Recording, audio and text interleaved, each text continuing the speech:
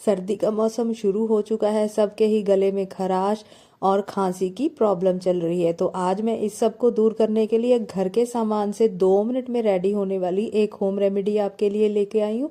इसके लिए आपको चाहिए 2 चम्मच मेल्ट किया हुआ देसी घी, उसमें डाल लीजिए आप 1 से 1.5 चम्मच चीनी और ताजी कुटी हुई काली मिर्च थोड़ी सी। इन सब चीज़ों को आप मिक्स कर लीजिए और इसे आप अपनी चपाती के साथ या ऐसे ही 1 से 2 चम्मच खाइए। और इसके बाद आपको 1 से 2 घंटे तक पानी नहीं पीना है। तो आप इसका असर देखिए, ये एक जादुई रेमेडी है।